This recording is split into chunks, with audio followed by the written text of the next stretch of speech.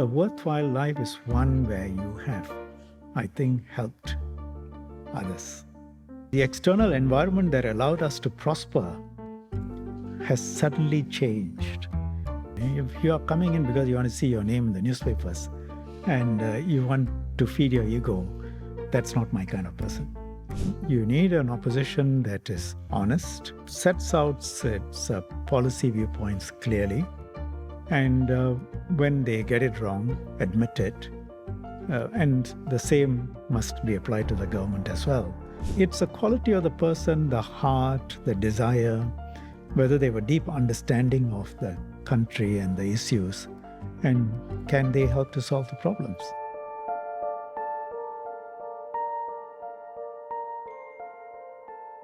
Over the last few months, I've sat down with a couple of first-term MPs. My guest today is in a different category because he's a seasoned veteran about to hit into his 9th election. Now, before I introduce him, I have to welcome back my OG co-host and the editor of the Straits Times, Jaime Ho, who is back to tag team with me for today's interview. Now, back to our guest for today. If that track record didn't already tip you off, let me introduce him, Minister for Law and Home Affairs, Mr Shanmugam. Thank you for being on the show. Thank you. You've had a very long career in politics, starting out as an MP in 1988. Did you think you'd be in politics for that long? Probably not.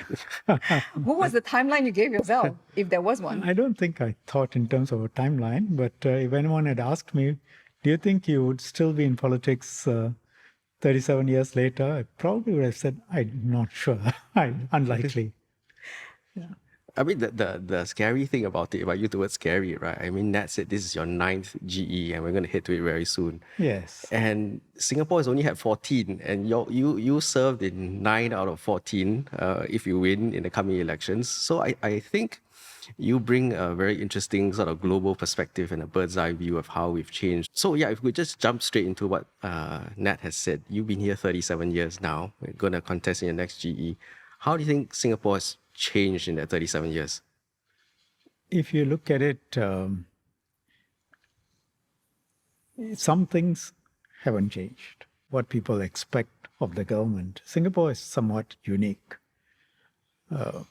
When I became an MP in 1988, because of Mr. Lee Kuan Yew and the first generation of leaders and their competency and their delivery, it was a very high trust system. People both trusted the government, they expected it to deliver, and they believed that it can deliver. Fast forward nearly 4 decades later, it's still a very high trust environment that allows things to get done. People trust the government, people expect it to deliver, and they believe that it can deliver. So in that sense, things haven't changed. And what we need to do hasn't changed. I mean, to listen very carefully and deeply to the ground. And I would say there are 2 parts to this. One is at the national level, what people expect of the government. If you go to the ground today, what are the concerns? It's the economy, job security, healthcare and costs relating to healthcare, costs of living. And, then you understand the issues. This has been the point for some time, and they expect the government to deal with it. If you go back 40 years, similar sorts of bread and butter issues too. And part of the reason we see this evolution in Singapore is that the government has been able to deal with these issues. So in that sense, things have evolved. It's expected to be, it's a continuously successful society. But there are always issues. And if you don't deal with them, you quickly unravel. At the same time, if you look at Singapore then and Singapore now, in the 37, 40 years, it was an economy the size of $25 billion in nominal terms. Today, it is 20 times that, $500 billion. If you look at GDP per capita, $8,000 per capita then, now $85,000 per capita. So it's a much wealthier place. People are more affluent, better off. So you've seen that transformation, but not everyone is at that level. And the government has got to make sure that it continues to uplift everyone. And the expectations are higher now. There are people who are struggling to make ends meet. You have to deal with that and continue to try and make sure that every person in society is uplifted.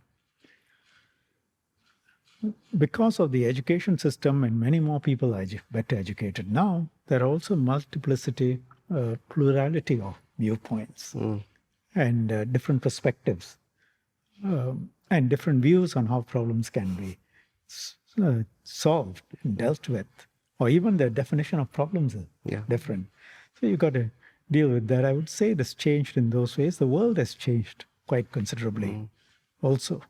Yeah, so it's fascinating because, as you say, I mean, as a lot of elections around the world will tell you, always bread and butter issues will always remain, whether it's now or 37 or 40 years ago. But at the same time, as you said just now, that we've become so diverse as well. So in a way that I presume will also sort of change some of the politics. There's so many more diverse viewpoints. How have you yourself dealt with that kind of changing dynamic and how you've seen it in real terms change over time? Change is a constant. You can sit back and ask, why are things changing? In which case, you're not destined to last very long.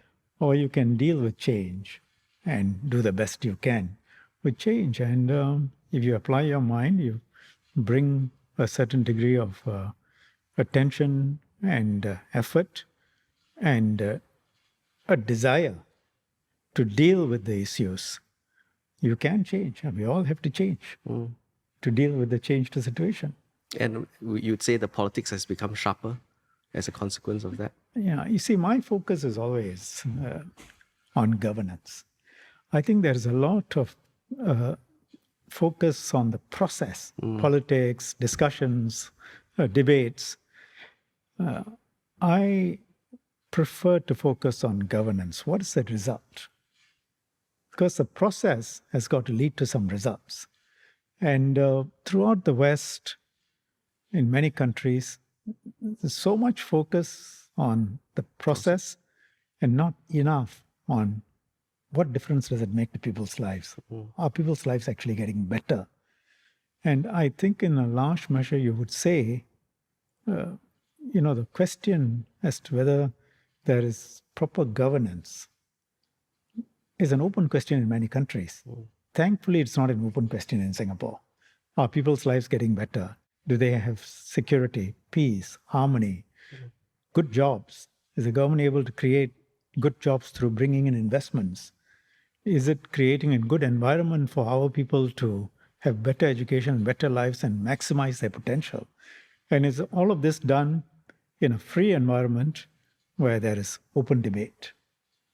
And I think if you look at it like that, we are not anywhere near perfect, but I would say we do not too badly. Yeah. I wanted to ask you about young voters, because we'll see, every election you have young voters, new voters, right? How do you think that has changed when you started out as an MP versus like now? How do you see that demographic about what they want? For example, maybe the younger generation today might want more opportunities, not opportunities, but more avenues to speak out publicly about things that matter to them. I think that is a hallmark of young people everywhere. And I wouldn't say it was that different 35, 40 years ago. Young people then wanted to also speak out and express themselves. And, don't underestimate the desire amongst older people to speak out and express their views. It's just that, when you buy a flat and you have children, your priorities become more focused on making sure your family is okay. And your priorities in life change with age. And you are also more experienced. But it's perfectly understandable that young people want to express themselves. And we must encourage that. I must jump in and say that when you started in 1988, you were also a young voter. You were 29 years old. I was a young So voter, and if you looked at what I've said then, yeah. you would see that my positions were not always aligned on many important issues with the government's positions. How do you think Singapore society, Singaporeans have changed in what they want out of their government? I don't think fundamentally Singaporeans have changed in what they want from the government. What they see, one of the reasons why Singapore has been more successful is a set of unique factors in Singapore. And I would divide it into first the broader national factors, and then what they expect from the MPs at the local level. At the national level, Singaporeans, like most people around the world, they want security. They want to be able to go about their lives without being harassed, without having to pay bribes, without having people coming after them. Women want to be able to walk safely anywhere, at any time of the day or night. Safety, security. They want jobs, because you don't have good jobs. It's something that really affects your self-esteem, self-confidence, apart from not being able to put food on the table. They want jobs. They want good jobs. They want education. They want a roof over their head. They want some good things for their children. Basic, this is what they wanted 40 years ago when I came into politics. This is what they want now too. Accentuated by the global economic uncertainties currently. In Singapore, the difference between Singapore and many other places is that in most places, the trust in elected leadership is quite low, sometimes in the single digits. Now, they don't expect much from their leadership. The difference in Singapore is that then and now, people expect that the government will deliver. They believe that the government will deliver. And they believe, they expect, and they know that the government will deliver. So that hasn't changed. The nature of the expectations, there can be changes, in terms of changes in society, but fundamental expectations, the bread and butter issues, haven't changed. And if you ask, it's and in Singapore environment makes it uniquely possible for the government to deliver, because the people trust the government. They give the mandate, they trust the government, and the government has that latitude to, do the right thing without having to worry every day about, is this going to be popular or not popular? It can do the right thing, which is eventually popular, because people then, after some years, they see it's the right thing. And Singaporeans are prepared to give that allowance to the government. Therefore, we have been able to run this unique model of governance. It's not possible in many other countries. And that's why someone like me, if you asked me whether, 37 years ago, I expected to still be in politics. And, not for the reasons I'm going to mention, but, nobody thinks that he's going to be in politics for 30 years or 37 years or 25 years. In any other system, I doubt if someone like me would even have been in politics, let alone lasted. But in Singapore, in our unique environment, in the environment that Mr. Lee and Lee Kuan Yew and his first generation created, it is possible for someone like me to come in, first as an MP, then, after 20 years as a minister, believing that, skin color doesn't matter, your background doesn't matter, your views will be taken seriously as long as you have something relevant to say, and and subsequently that you can contribute in Parliament as an MP to broader debate and get people thinking about issues, including the policymakers, and therefore make a small contribution to policy. It's possible in Singapore because the government is very focused on policy and less on politics. As a minister, again, in Singapore, you can make a real difference because we have got an excellent public service. So you can think through, okay, these are the things that are needed. You work with the public service, they help develop the policies. Within cabinet, when we discuss, we think in terms of how is this going to affect the lives of Singaporeans? How is this going to make their lives better? So those are the discussions.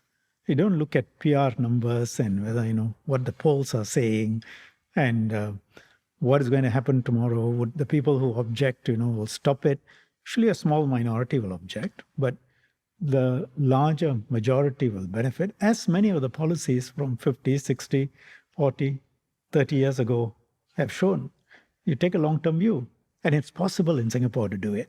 So a serious-minded person can come in and say, I can make a contribution. In most other places, the premium will have to be on selling yourself and being in politics and being a politician rather than a policymaker. And I don't think me or many other people like me would have lasted very long. But do you think that governance itself has become more difficult as well? I mean, you have a long view. You've seen it since 1988. You've been in cabinet since 2008. You've observed all 4 PMs. And do you think that the jobs of the PMs and the ministers is because of maybe the closer feedback loop between you and the electorate has gotten more difficult and will get more difficult, or is that just par for the course? It's probably more challenging, I would say, because the expectations are much higher now. It's a population at a very much different base, both in terms of income as well as education.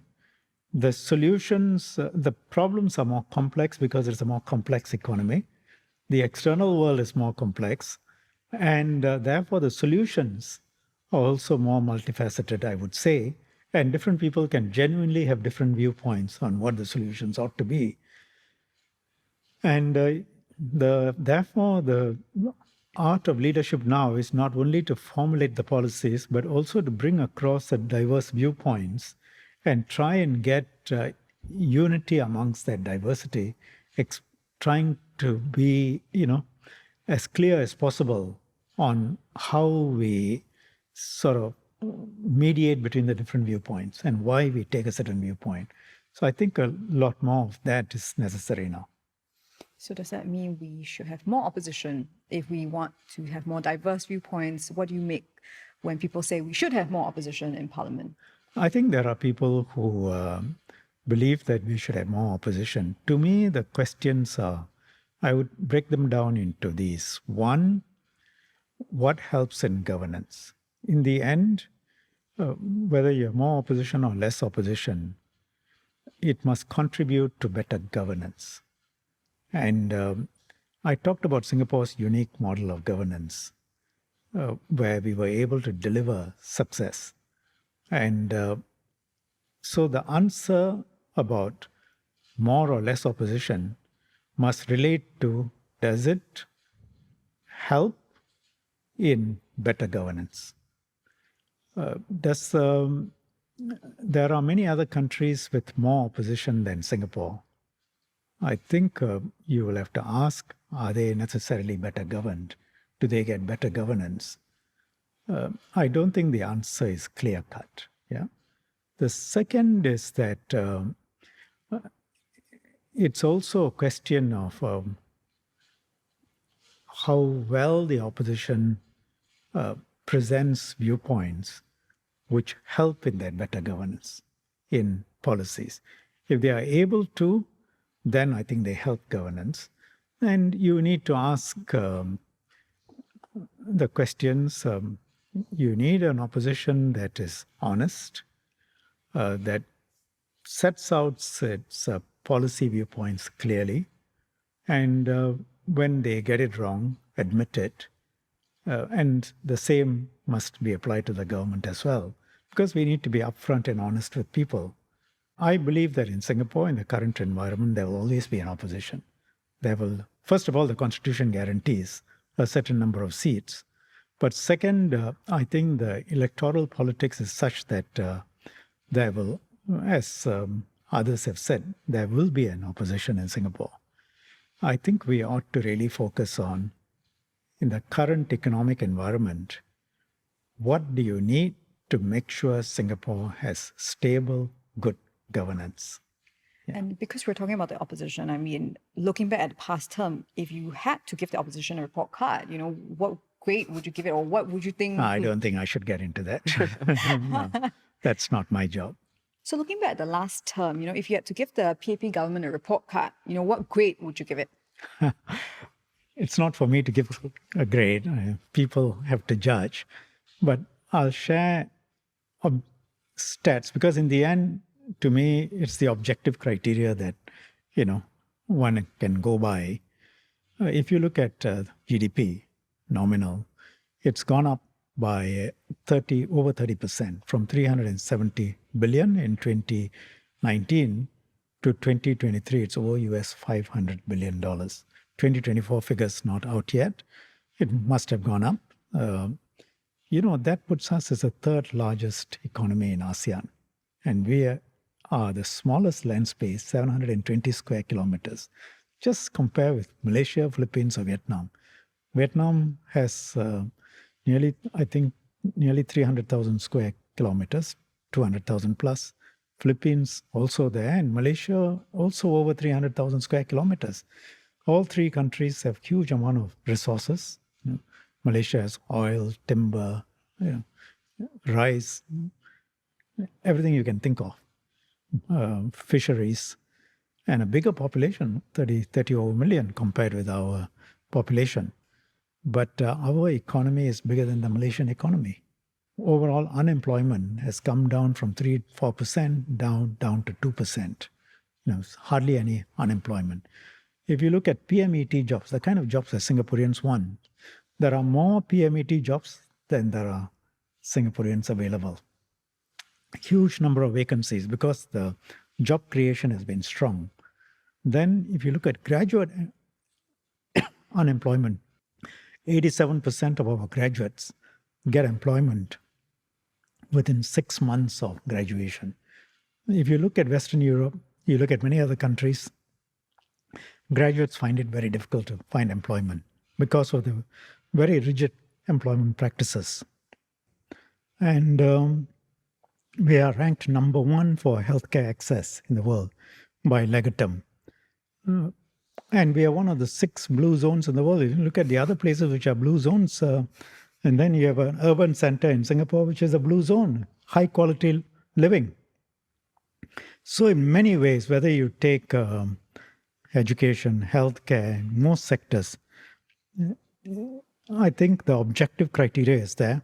And of course, the plan to redevelop the entire southern waterfront, the infrastructure projects, the old Paya Lebar Air Base.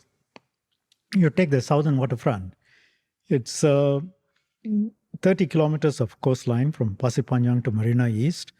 Once it covers, ex-Marina Bay, eventually when you connect to Long Island, it will be 120 kilometers of coastline.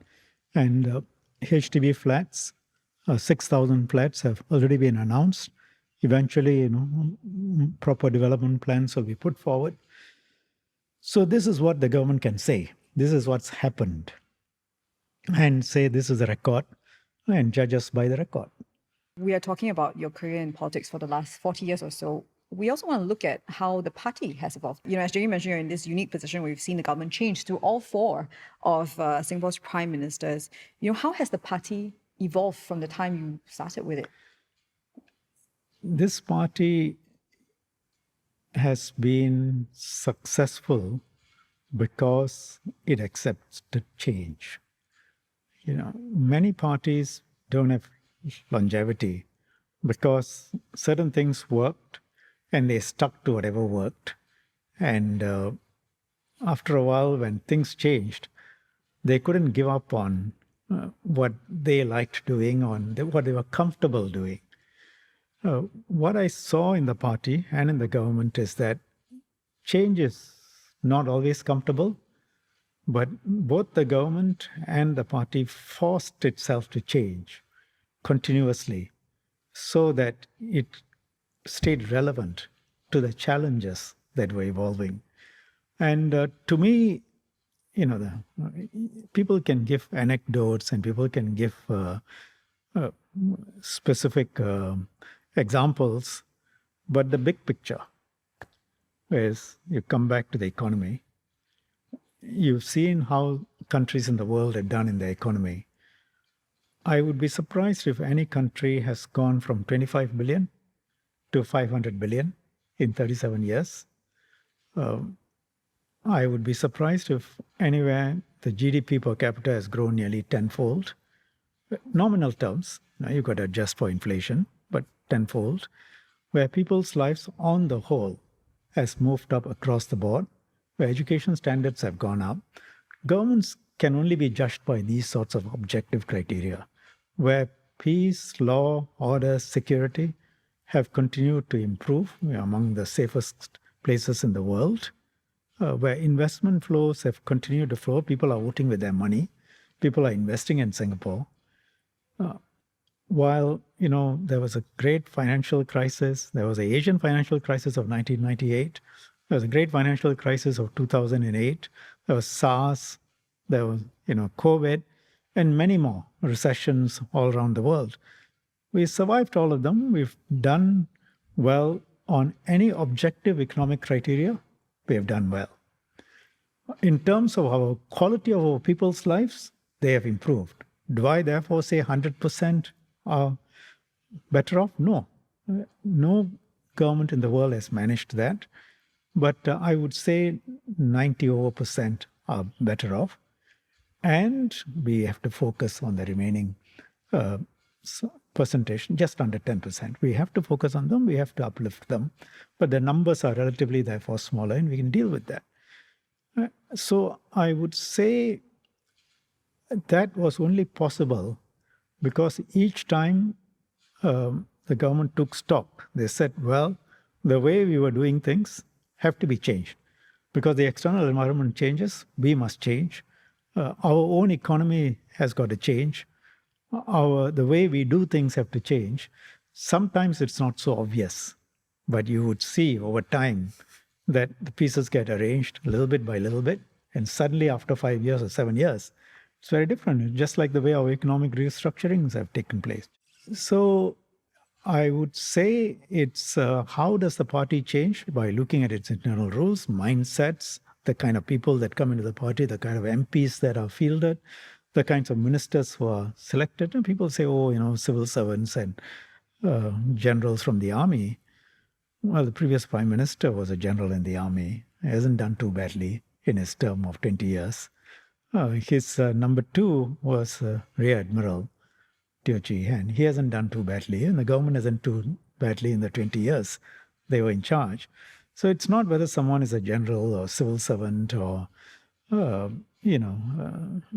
part of the admin service. It's the quality of the person, the heart, the desire, whether they have a deep understanding of the country and the issues, and can they help to solve the problems? And I think on any of those criteria and matrices, I would say Singapore has done well. But always with a caveat, please don't take me as saying, therefore, everyone, it's hunky-dory for everyone. It's not. There are problems. Even today, if you ask the majority of people what their number one issue is, they will tell you, well, yes, we are better off. Yes, we've got better jobs. But, cost of living is high. So that's a continuous cycle, and you need to keep dealing with that and helping with that. I mean, you were mentioning about, people coming from the civil service or from with the army. I think maybe one of the issues that might, or one of the concerns that people might have is they're all coming from the same space.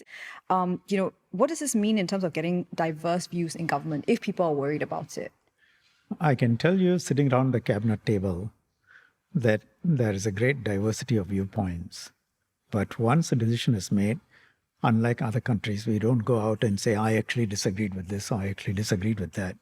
Second, it's not true, factually, to say there's no diversity. Number one, because if you look at cabinet, there are people from different sectors. Number two, within the civil service, you do have people who you have very bright people who think of different perspectives. And they move from ministry to ministry over many years and they deal with different problems. But I agree with you, you do need a mix of private and public sector uh, experience, but you also need to be in close touch with the private sector. In government, I come from the private sector. Sealing comes from the private sector, for example. And DPM, who is in charge of MTI, comes from the private sector. So you see people with different skill sets and different experiences and different understandings. So it's not as if 100% come from one pool. It's important to try and get a diversity of viewpoints within government. It's important for them, nevertheless, to be open to viewpoints from outside. If I could just quickly jump in and talk a bit about the external environment, because you mentioned a few times the external environment and the party also having to change as a result of reacting to these external environments. Now, when you came in 88, 89, it was probably a high point of, globalization. Soviet Union had just was going to fall. Communist Eastern Europe was opening up. It was a really high point in terms of people's perceptions of globalization. Now we've come to the stage of where we are now, where, as has been mentioned quite often by PM and various ministers, it's a new paradigm. How do you think that's going to change things for Singapore? And, even down to the level of the kind of people that you're going to need in leadership, people's expectations of what Singapore is going to go through. And in the next 5-10 years, what does it mean for all of us? It is very worrying. I would say in my 37 years, I haven't felt this concerned for a simple reason. I mean, PM has talked about it, SM Lee has talked about it, SM Lee in his speech to the unionists made this point. You see, all this while, from independence and so on, Singapore grew quite strongly by a combination of factors. One, within Singapore, we were united, we had very competent leadership, and we had people's trust to get things done. Even things which were not politically easy to do, we could get done, right? And election after election, people trusted us, gave the mandate, and the PAP won, and Singapore developed in the way that I don't think any other place has developed in such a short period of time. But the external environment, there were changes. I mean, the Soviet Union imploded, but the Soviet Union was never an economic factor. The economic factor was always the US, 25% of the world's GDP, a large part of its consumption. Today, it's 1/3 of the world's consumption. And it anchored the world in two ways. One, security. It had a series of alliances in Europe, in Asia, with Japan, with South Korea. Your ships carrying your goods from Singapore through South China Sea to somewhere. If they are attacked by other countries' ships, if they are attacked by pirates, your trade won't do very well. If your ships going through the Indian Ocean are liable to be attacked, your trade is not going to do well. Now, the US, with its 7th Fleet in the Pacific, with various fleets around the world, and bases and alliances, in a way, was keeping the peace in the world. That's meant by global policemen. It allowed all of us to do well. Now the US is saying, hey, I don't want to pay the bill for this.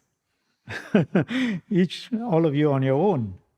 Now, if all of us are on our own, and there is no global policeman, and international law there is, but if there is no one to enforce the law, then it's pretty much the bigger ones can try and muscle over the smaller ones.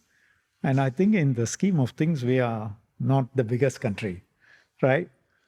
So that is a first and huge change. It changes the picture. I think people haven't really factored that in with what Mr. Trump, President Trump is saying, that that changes the picture suddenly. And in terms of stability, until now, there was a nuclear umbrella.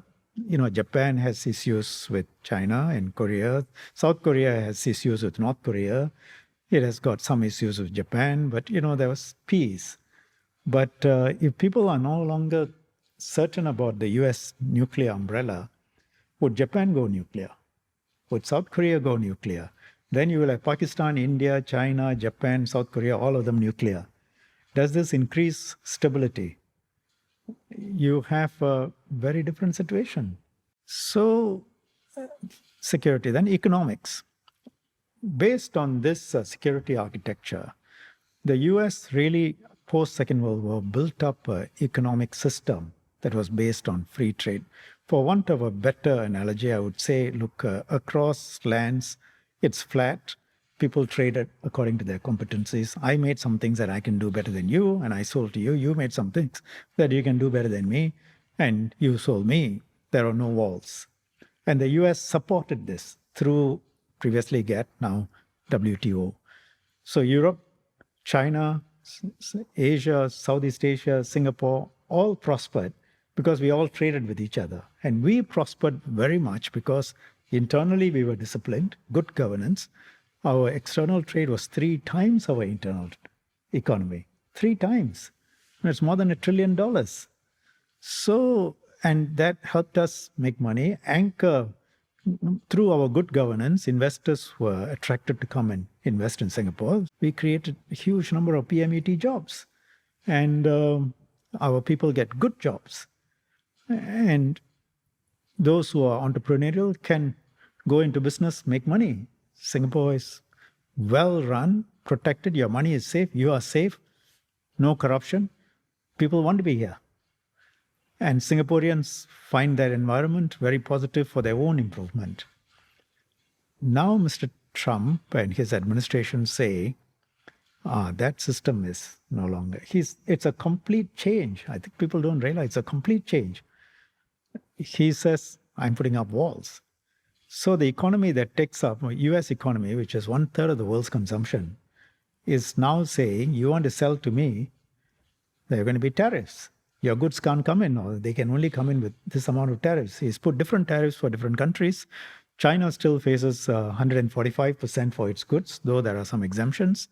For the rest, the administration has paused the big tariffs, but the 10% is still there.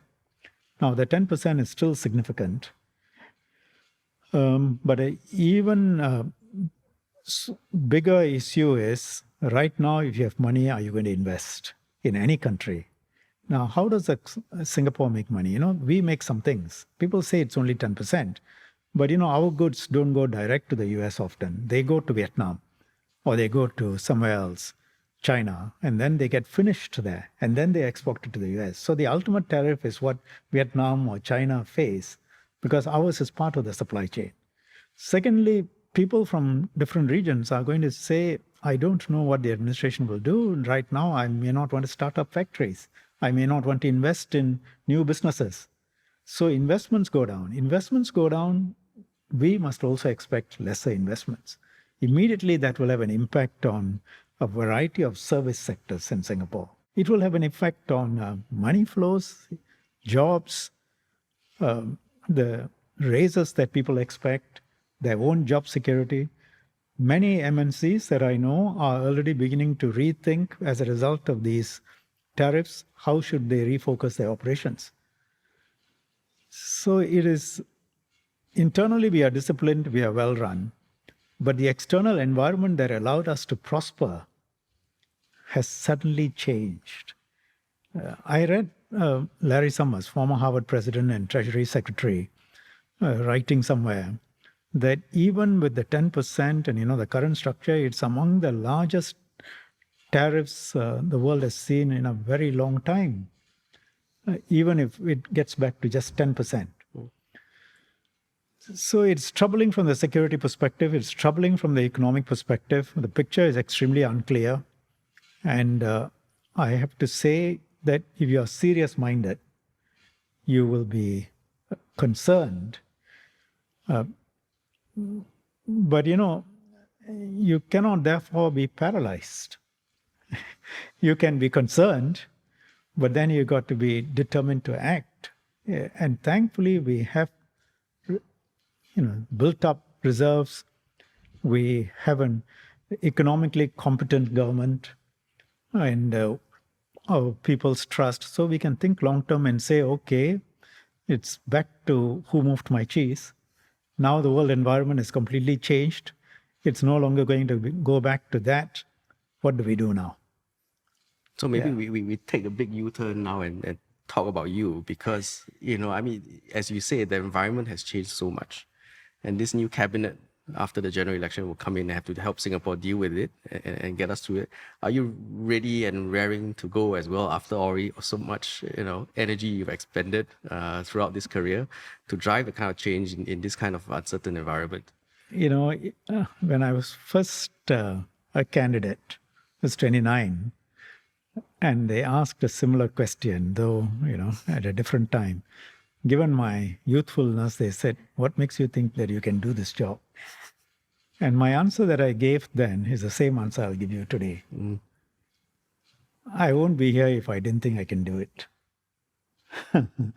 If I didn't have the energy to do it, or if I don't want to do it, I won't be here.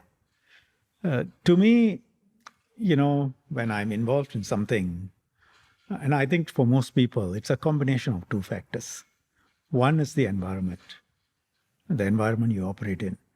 Two, my own motivations.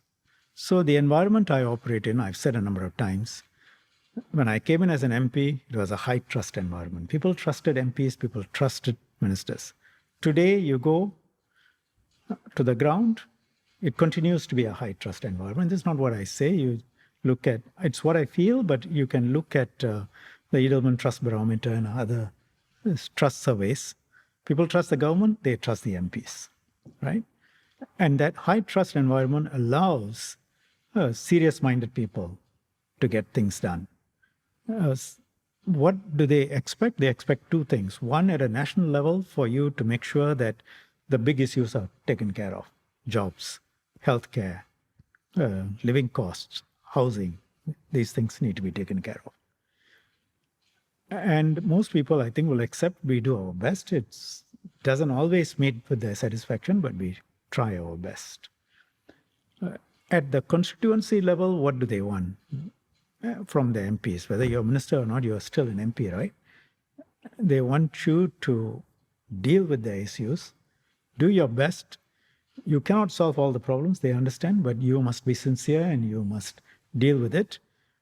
And they can tell whether you're fake or whether you're sincere, whether you really want to be an MP, whether you really care for them. I've been lucky in the constituency I've had. I've said this many times. These are people who have, what, for want of a better word, I would say old-fashioned values. They're very direct, they're very honest, very sincere. They tell you what they think, and they say things straight, and I find it very relatable.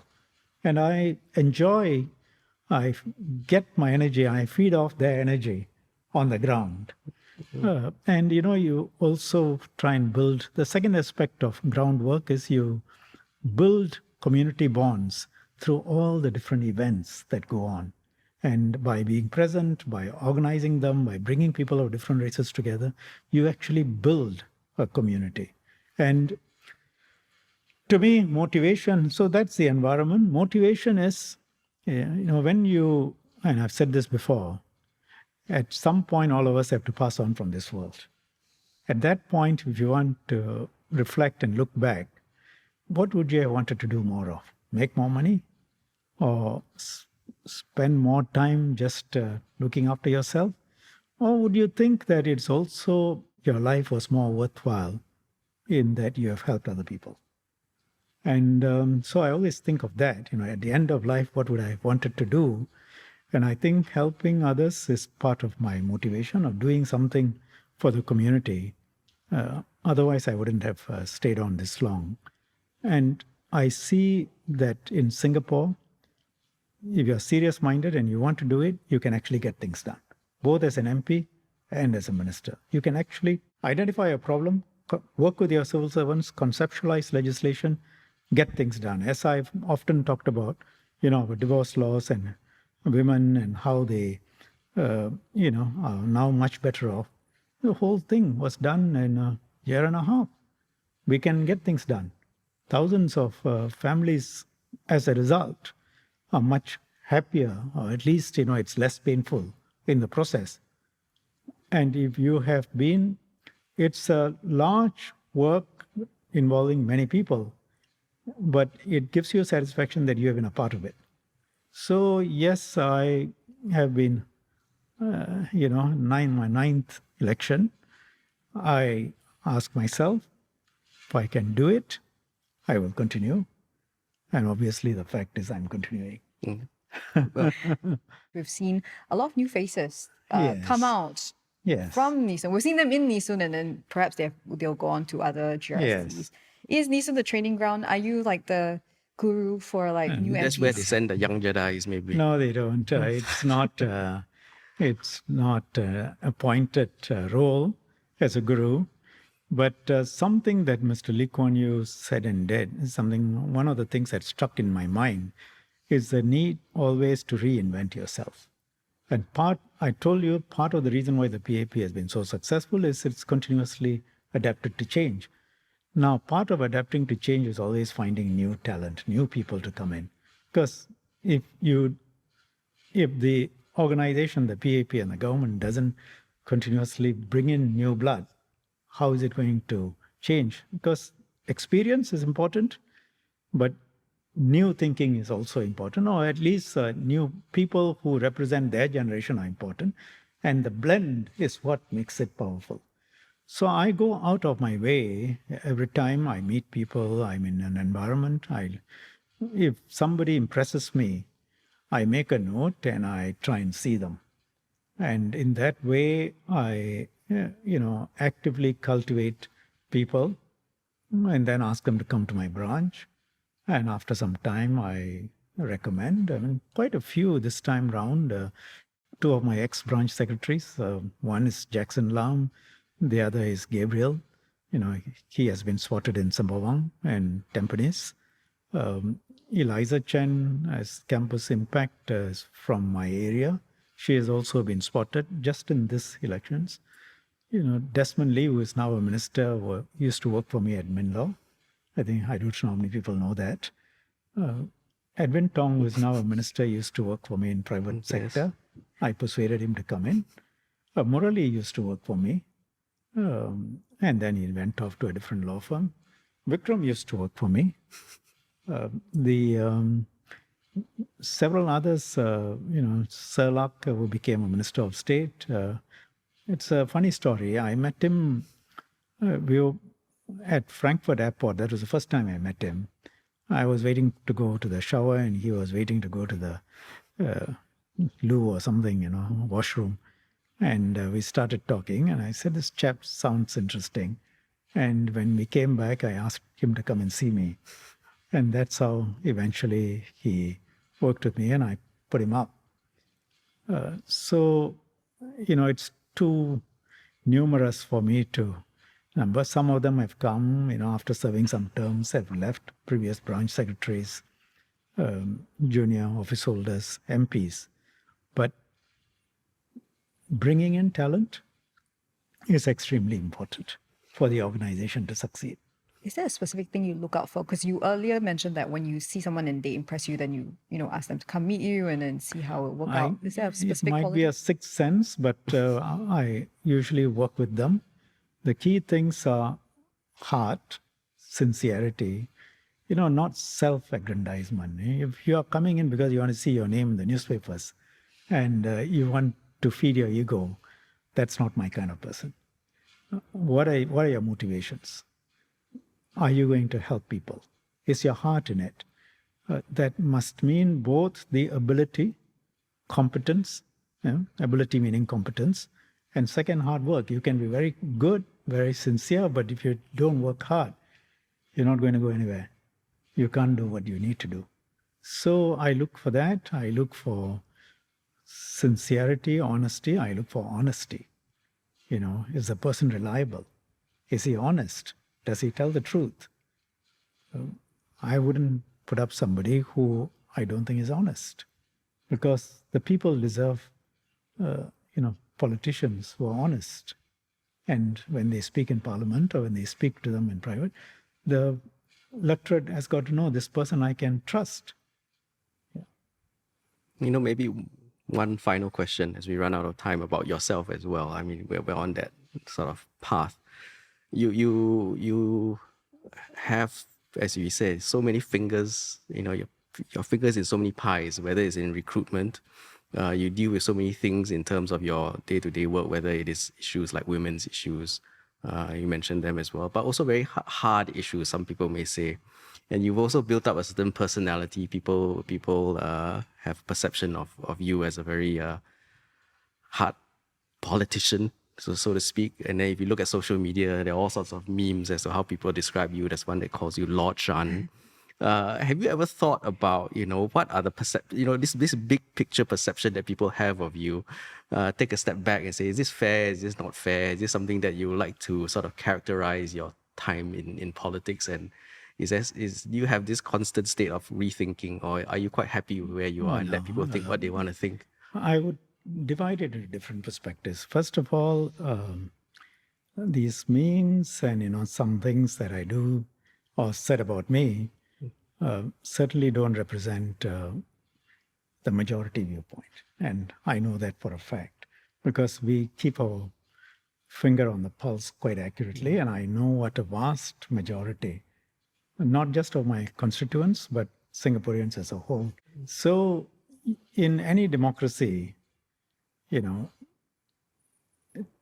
you must assume 20-25% of the people will not be with you. I just say that as a matter of statistics. If you go back to the 1970s, the vote share in the national elections, it's about 74-75% at the highest. So you automatically say, regardless of circumstances, 25% of the people will be against you. I'm extrapolating from that just as a generalization. But vis-a-vis me, I know that a vast majority don't take that viewpoint. It's a minority, albeit they can be somewhat vocal. Now, that's the first thing, to be accurate. The second is that a lot of people, the vast majority of Singaporeans, and I hold a lot of dialogues, the middle ground, appreciate what is being done on the security front. Singapore is drug-free.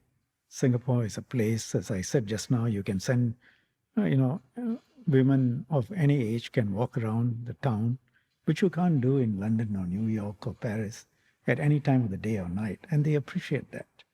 Third, we're free of terrorism, we're free of, we keep the extremist threat very, contained. It's a place where you can really be free, where children of 10 years old can take the public transport and not worry that drugs are going to be pushed to them, or that, parents don't have to worry whether they're going to come back alive. These are all real human rights. And they appreciate that. Second, therefore, the majority viewpoint is actually appreciative of the policies and the way they are implemented in Singapore. Right? The third is that one thing that I have internalized some time ago is why do I do this job? I said to you, when you're going to pass away from this world, you want to look back, you ask yourself, what is a worthwhile life? A worthwhile life is one where you have, I think, helped others. Look, don't get me wrong. You have to help your own family. You have to have, done your best to achieve your potential. Someone like me will find that that additional part is important. Different people have different approaches. For me, I would consider that worthwhile, doing something for others. Have I done that? And is my conscience clear? Am I doing the right thing? And if the answer is yes, then really, and I've quoted this before, there are two things that I'll quote to you. One is go read the poem If by Kipling. And if you can treat success and disaster with equanimity, these are my words. You treat both of those imposters the same, because those are external. You have to do what is right, but For some things you get praise, for some things you are damned. What you have to do is, if it goes wrong, you have to take responsibility and you have to see what went wrong. And you've got to make sure that it doesn't go wrong again, right? But that's part of the responsibility. Sometimes if it goes wrong, it's also a walking matter. And in politics, you've got to try and make sure 9.5 times out of 10 you get it right, and the other half of the time is not very serious, because it can have serious consequences for people. But my point is, external impressions of you should not determine your course of action. It's important as feedback. But if you are doing things in order to get praise, or if you're avoiding doing things because you might get people scolding you, then I think you are not going to do the right things. That mustn't be your primary motivation. Your primary motivation should be, is this the right thing to do? If it's the right thing to do, then you should have the political courage to get it done, or you should leave. I would say that is part of something that I imbibe deeply is the Gita. Do your duty. Don't worry about others' praise or scoldings. But in the modern context, praise and scolding are relevant to see whether, how it affects people's lives. And you take it as feedback. But pure praise and scolding, that should not be your primary motivators. So people don't like, a small group doesn't like. I assess whether they are right or wrong. If I think that they are wrong and it's a difference of perception, I do what I think is right. Okay. All right. On that note, I was actually going to ask you what your advice for new MPs would be, and I think you would say that. Probably answered that. Yeah, probably say that, right? It's about what your motivations is. Well, for new MPs, I would say it's easier said than done. I have a track record. People have seen me as an MP. People know that I'm a minister. People know that I'm a senior minister. And if I say this is why I'm doing it, there is a certain level of credibility. I think new MPs will have to build up some credibility too. All right. On that note, Minister, thank you very much for being here and sharing your thoughts. Give us so much time. Thank you. Well, that's it from me and Jaime today. And now that we're officially in the 2025 general election season, you can expect hot takes, analysis, and interviews with candidates on the usual place. So if you don't want to miss out, like, subscribe, or hit the notification bell on YouTube to get fresh content. You can also catch this show on Apple Podcasts, Spotify, or on the ST app. I'll see you next time at the usual place.